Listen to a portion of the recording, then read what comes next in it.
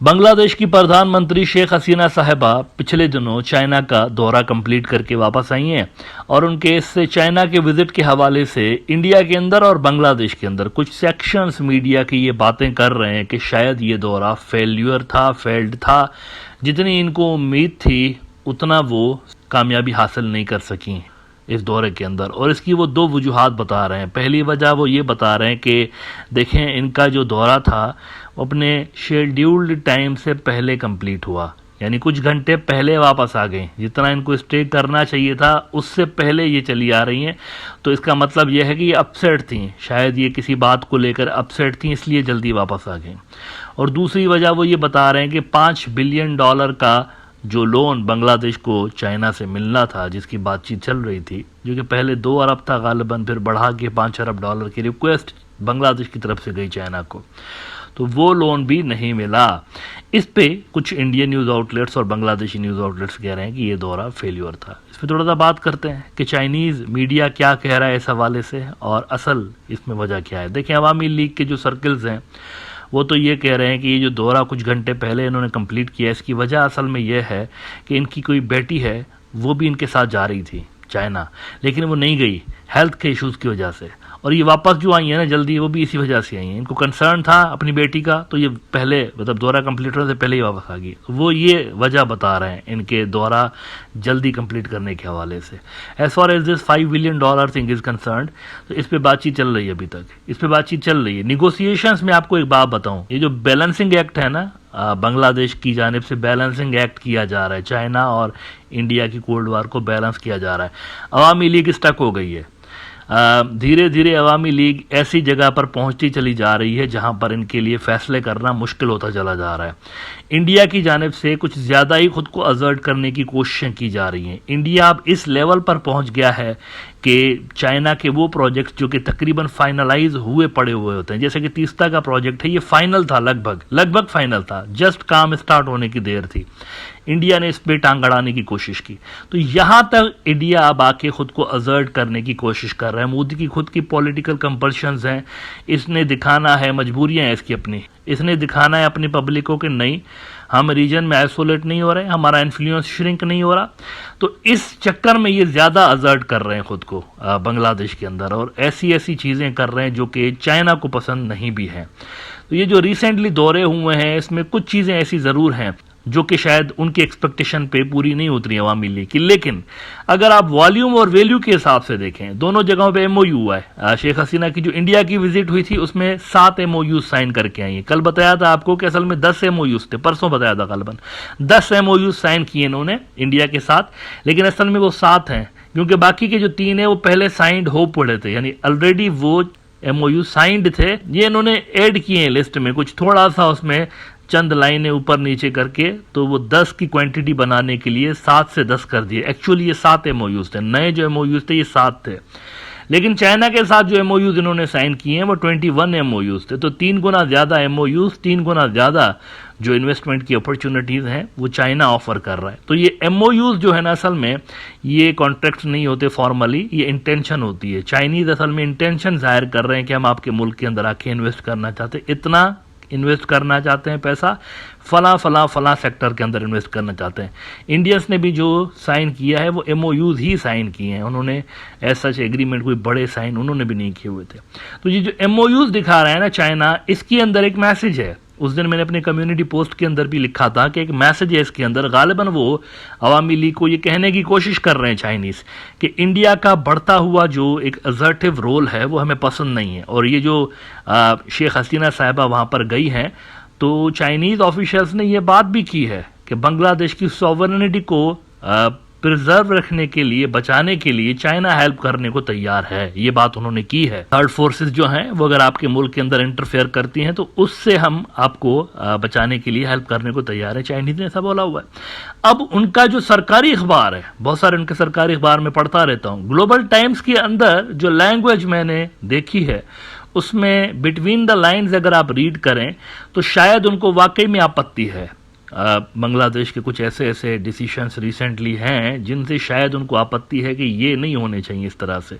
मिसाल के तौर पर ग्लोबल टाइम्स आपको दिखाता हूं, ये कहते हैं कि China Bangladesh cooperation can't be stopped by opposition from hegemonic powers. India के लिए कह रहे हैं असल में कि ये जो हमारा कोऑपरेशन है बांग्लादेश के साथ, इसको डेंट करने की कोशिश कर रहे हैं, डैमेज करने की कोशिश कर रहे हैं, लेकिन ये होगा नहीं इनसे। और फिर वो कहते हैं कि Hasina visited India twice before she came to China. Hasina attended the swearing-in ceremony of Indian Prime Minister Narendra Modi's third term with her daughter. Then on June 21 to 22, she made a state visit to India. Hasina is the first foreign leader to make a state visit to India after Modi's third term began. ये सारा कुछ उनका media note कर रहा है सारा कुछ उनका मीडिया कि देखें ये चीजें हुई हैं। और फिर वो कहता है कि the visit to India was arranged before the official visit to China, showing the careful and meticulous planning of the Bangladeshi government and Hasina herself in terms of diplomacy. Bangladesh maintains a balanced diplomacy with its officials often emphasizing India as a political friend and China as a development friend. तो उनको ये एहसास है कि उनके साथ यहाँ पर कंपटीशन करने की कोशिश की जा रही है।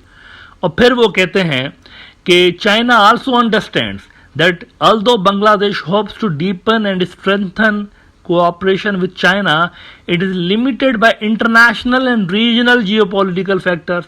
वो समझ रहे हैं कि इंडिया क्या करने की कोशिश कर रहा है। हमारे साथ बांग्लादेश अपने टाइज डीप करने की कोशिश कर रहा है, लेकिन कुछ फोर्सेस रीजन की रोड़े अटका रही हैं। फिर वो कहते हैं कि in fact not only Bangladesh but almost all small countries in South Asia and the Indian Ocean region face restraints in their economic and social development cooperation with China. The governments and elites of these countries also recognize this issue. Cooperation can China can bring economic and social development to them, and China never interferes in their internal affairs. So they are eager to cooperate with China. हम किसी के अंदरूनी मामलात में interfere नहीं करते और हमारे पास इन्वेस्टमेंट की अपॉर्चुनिटीज हैं, इसलिए बहुत सारे जो मुल्क हैं रीजन के वो हमारे से कोऑपरेट बढ़ाना चाहते हैं। लेकिन मसला है, जियोपॉलिटिकल मसाइल हैं, वो सारे मुल्क फेस कर रहे हैं। और इसमें वो कह रहे हैं आगे कि however overly close economic and social cooperation with China may provoke opposition from some hegemonic countries, thereby affecting their political security and regime stability. In a sense, the contradiction between the economic and social development of small countries in South Asia and their political security and regime stability can only be resolved by the unity of political forces in these countries. This is the fundamental reason for the emergence of the India Out campaign in small countries in South Asia in recent years. वो कह रहे हैं कि असल में हम development partner सिर्फ बांग्लादेश के नहीं, बहुत सारे मुल्कों के हम डेवलपमेंट पार्टनर्स हैं और इंडिया पॉलिटिकल पार्टनर बना हुआ है कई सारे मुल्कों का। और इसी हवाले से एक डिस्टेबलाइजेशन का, पॉलिटिकल डिस्टेबलाइजेशन का खतरा कई मुल्कों में रहा है। और ये डेवलपमेंट और पॉलिटिकल डिस्टेबलाइजेशन के बीच का जो गैप है ना, ये असल में इंडिया आउट कैंपेन्स को ट्रिगर करता है मुख्तलिफ मुल्कों के अंदर। हर मुल्क चाहता है हम इकोनॉमिकली डेवलप हों और हमारे पास पैसा होना चाहिए, इन्वेस्टमेंट हमारे मुल्क में आनी चाहिए, और ये चाइना ऑफर कर रहा है, लेकिन इंडिया इसको रेजिस्ट करने की कोशिश कर रहा है। तो इस रेजिस्टेंस के चक्कर में असल में इंडिया आउट मूवमेंट्स स्टार्ट हो रही होती हैं। बांग्लादेश भी असल में यही कुछ फेस कर रहा है। चाइनीज अगर इन्वेस्टमेंट वहां से ऑफर कर रहे हैं इनको, बांग्लादेश को, तो इंडिया उस पर स्क्रूटनी कर रहा है असल में। एक तरह से वो जो प्रोजेक्ट्स यहां पर लगाने की कोशिश करना चाहते हैं, इसमें उनको इंडिया रोड़ा अटका रहा है, और सिर्फ यहां नहीं सारे रीजन के अंदर अटका रहा है according to the Chinese experts. Sheikh Hasina की हालिया विजिट के अंदर भी हर वो चीज इनको ऑफर असल में की गई है जो कि ये चाह रहे थे। इन्वेस्टमेंट की बहुत सारी अपॉर्चुनिटीज इनको ऑफर की गई हैं, लेकिन जब कोई मुल्क कुछ इन्वेस्ट करता है तो उसकी भी टर्म्स एंड कंडीशंस होती हैं। वो चाहता है उसकी इन्वेस्टमेंट सिक्योर्ड हो, वो चाहता है कि कोई दूसरा मुल्क बाद में आके उसकी इन्वेस्टमेंट के ऊपर इस तरह से रायता ना फैलाए। आपने देख लिया यहाँ पे ये जो तीस्ता का प्रोजेक्ट था, तो चाइनीज ने तो नोट किया हुआ है कि किस तरह से इंडिया यहाँ पे आकर तो इंटरफेयर कर रहा होता है। तो मेरे ख्याल से जो टर्म्स एंड कंडीशंस इस मरतबा ऑफर की गई हैं इनको, शायद अवामी लीग वाले ये एक्सपेक्ट नहीं कर रहे थे। वो समझ रहे थे कि वो बस ऐसे ही फ्री फंड में जैसे मिलता रहता है ना पहले, तो शायद इस बार भी ऐसा मिलेगा, लेकिन मेरे ख्याल से इनको हर वो चीज़ ऑफर की गई है जो कि इन्होंने मांगी थी। अलबत्ता उसमें जो टर्म्स एंड कंडीशंस हैं वो थोड़ी सी मुश्किल हैं इस बार, और मुमकिन है कि वो ऐसी भी हो जो कि इंडिया पसंद नहीं करता हो। तो बॉल अब असल में अवामी लीग के कोर्ट में है। अगर वो बिल्कुल वो पॉलिटिकल टाइज को मेंटेन करने के चक्कर में अगर वो बिल्कुल ही इंडिया के साइड पे खेलते रहेंगे तो फिर शायद उनके लिए चाइनीज इन्वेस्टमेंट को और चाइनीज जो यहाँ पर कोऑपरेशन है उसको अपने मुल्क के अंदर लाने में कुछ प्रॉब्लम्स फेस करने पड़ेंगे, चैलेंजेस फेस करनी पड़ेंगी। लेकिन अगर वो बांग्लादेश के नेशनल इंटरेस्ट में फैसले करेंगे और अपने सियासी मजबूरियों को थोड़ा सा साइड पे रखेंगे तो फिर ये सारे चाइनीज बेनिफिट्स उनको मिल भी सकते हैं।